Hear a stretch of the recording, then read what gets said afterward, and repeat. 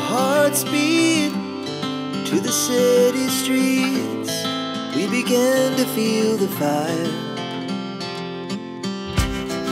We rise like tall. Hello everyone, welcome back to Munia Mahmud. নতুন আরো একটা ব্লগে আপনাদের সবাইকে ওয়েলকাম জানাচ্ছি। আমি মুনিয়া। আজকে সকাল থেকে ব্লগটা শুরু করেছি। সকাল বলতে 8টার দিকে। আজকে যেহেতু ফ্রাইডে, আপনাদের ভাইয়া আর ছেলেদের ছুটির দিন, তাই ওরা একটু লেটে ঘুম থেকে উঠবে। বাট আমি যেহেতু হাউস ওয়াইফ, আমার সকাল থেকেই অনেক কাজ থাকে বাসায়, তো আমি সকাল সকালে উঠে গিয়েছি। তারপর নাস্তা তৈরি করলাম ওদের জন্য, আমার জন্য। সব কাজ শেষ করার পর এখানে আর কোনো কাজ খুঁজে পাচ্ছিলাম না, তাই ভাবলাম যে এই মটরশুঁটিগুলোকে ছিলে নেই। আর এখন কিন্তু মটরশুঁটি অনেক সস্তা হয়ে গিয়েছে, কেজি 100 টাকার মতো। আপনারা চাইলে বেশি করে কিনে সারা বছরের জন্য সংরক্ষণ করতে পারেন। আমি তো প্রতি বছর অনেক অনেক মটরশুঁটি এভাবে সংরক্ষণ করে ডিপ ফ্রিজে রেখে দিই, আর সারা বছর বিভিন্ন রান্নায় ব্যবহার করে থাকি। এরপর দুপুরবেলা আজকে ওয়াফির পছন্দ মতো কাচ্চি রান্না করলাম। ওয়াফি আমাকে বলেছিল ওর খুব কাচ্চি খেতে ইচ্ছা করছে, একদম রেস্টুরেন্টের কাচ্চির মতো যেন কাচ্চি রান্না করি। কাচ্চি রান্না করা অনেক ঝামেলার ব্যাপার, অনেক উপকরণ লাগে, তাই আমি সাধারণত দেখা যায় কাচ্চি তেমন একটা রান্না করি না। তবে আজকে ছেলের আবদারে কাচ্চি রান্না করলাম। সব উপকরণ ছিল বাসায়, শুধুমাত্র জাফরানটা ছিল না। জাফরান ছাড়াই এত বেশি মজার ছিল এই কাচ্চিটা, আর কি বলবো, হুবহু রেস্টুরেন্টের মতোই হয়েছে।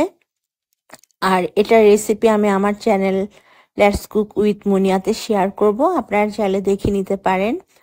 কাচ্চির সাথে খাওয়ার জন্য আমি আলু চপ করেছি, সেই সাথে আপনাদের ভাইয়া সালাদও বানিয়েছিল। তো দুপুরে খাওয়া দাওয়া করার পর রেস্ট নিয়ে এখন সন্ধ্যা 6টা বাজে। এখন আমরা একটা মেলায় যাচ্ছি।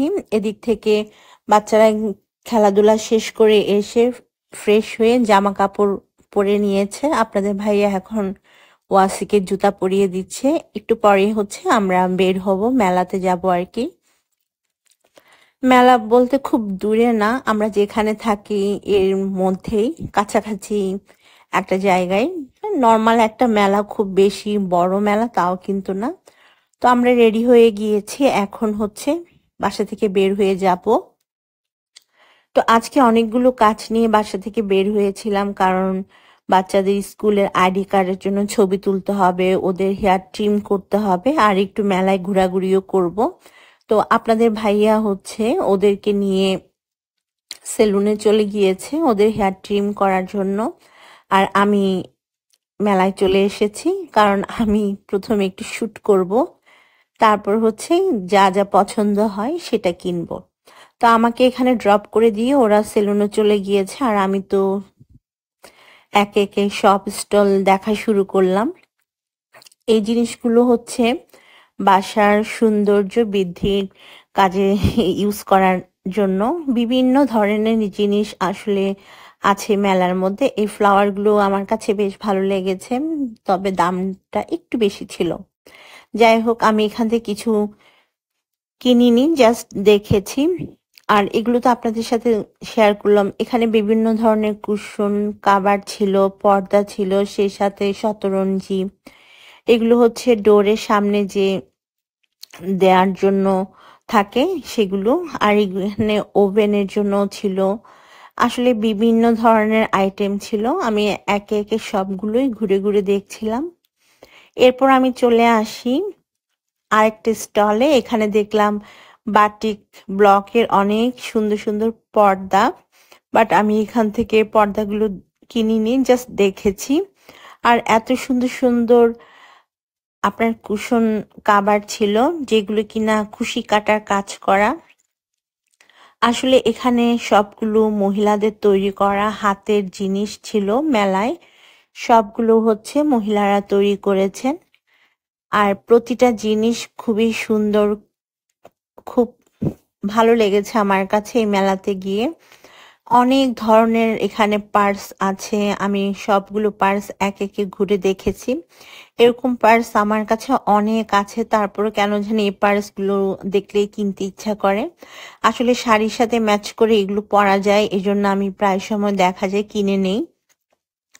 আর দামটাও এক একটা পার্সের এক এক রকম। তো আমার রেড কালারের পার্সটা দেখে খুব ভালো লেগেছে, আমি এই পার্সটা কিনে নিয়েছিলাম। এই যে দেখেন, সুন্দর না? একটু ডিফারেন্ট, বাট আমার কাছে ভালো লাগছে।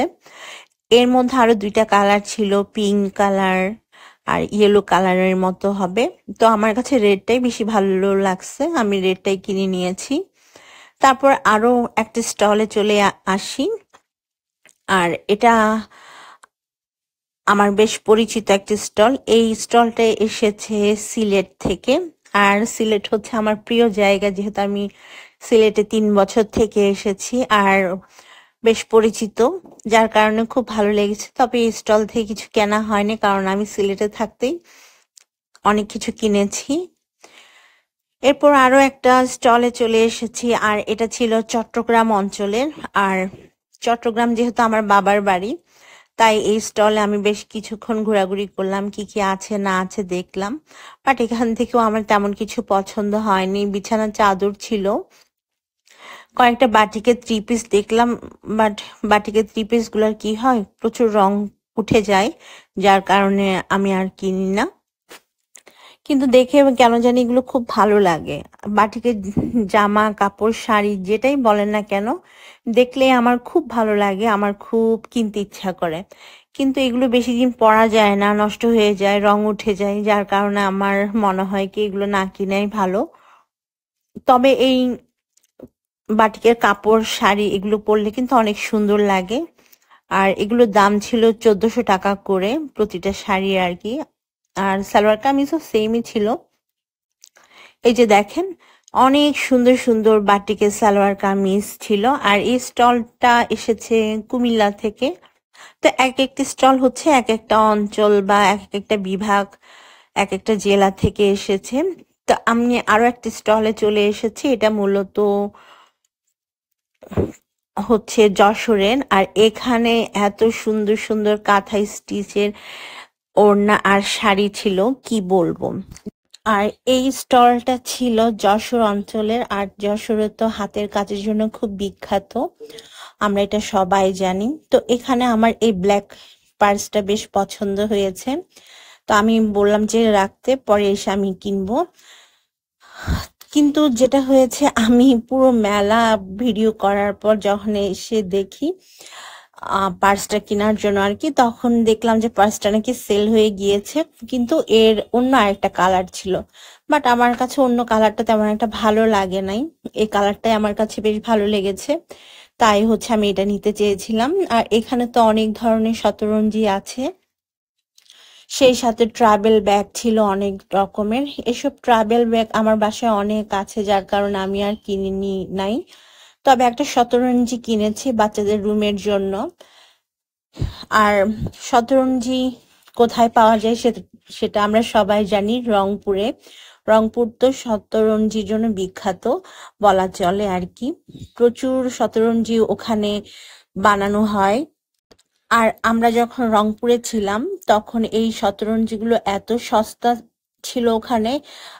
কতদিন আগের কথা, 19 সালের কথা আর কি। খুব বেশি যে দেরি হয়েছে তা না, খুব সুন্দর সুন্দর শতরঞ্জি ওখানে পাওয়া যেত, আর অনেক রিজনেবল প্রাইসে। এখন তো অনেক দাম বেড়ে গিয়েছে। যাই হোক, আরেকটি স্টলে চলে আসলাম, এখানে আবার খুব সুন্দর গাছ ছিল, ইনডোর প্ল্যান্ট। আমি এগুলো অনেকক্ষণ দেখছিলাম, দেখে টেকে হচ্ছে ভিডিও শুট করা শেষ করছিলাম। তারপর হচ্ছে আপনাদের ভাইয়াকে কল দিলাম, ওদেরও প্রায় কাজ শেষ, বাচ্চাদের চুল কাটাও হয়ে গিয়েছে, সেই সাথে ছবি তোলাও শেষ হয়ে গিয়েছে। তো ওরাও হচ্ছে চলে আসবে একটু পরে মেলায়।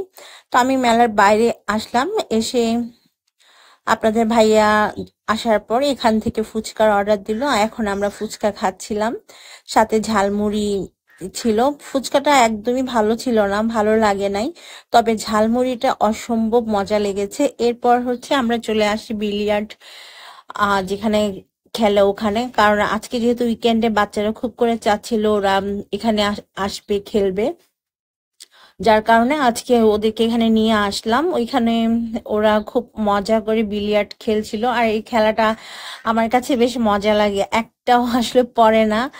আর এইটা খেলার বেশ কিছু নিয়ম আছে, সেই নিয়মগুলো মেনটেন করে যদি বলগুলো থ্রো করা হয় তাহলে কিন্তু সবগুলো কি জানি বলে এগুলা পড়ে যায়। কিন্তু বাচ্চারা তো আসলে থ্রো করতে পারছিল না, কারণ এগুলো অনেক হ্যাভি বল, যার কারণে। তো এরপর আমরা বাসায় চলে আসি। বাসায় আসার পর এই যে আপনাদের ভাইয়া শতরঞ্জিটা বিছিয়ে দিয়েছে, আর এটা নিয়েছে 1000 টাকা দিয়ে। তো কেমন লাগছে এটা? এটাই আমার কাছে বেস্ট লেগেছে, একদম কালারফুল গুলো আসলে ভালো লাগছিল না। আর এই যে পার্সটা দেখছেন, এই পার্সটা আমি কিনেছি 520 টাকা দিয়ে, আমার কাছে ডিফারেন্ট লেগেছিল পার্সটা। তো আজকের ব্লগটা আমি এখানেই শেষ করব। সবাই অনেক ভালো থাকবেন, সুস্থ থাকবেন। যারা যারা আমার ভিডিওটা দেখছেন সবাই আমার চ্যানেলটাকে সাবস্ক্রাইব করবেন। যারা ফেসবুক থেকে দেখছেন তারা আমার পেজটাকে ফলো দিয়ে রাখবেন নিত্য নতুন ব্লগের জন্য। আল্লাহ হাফেজ।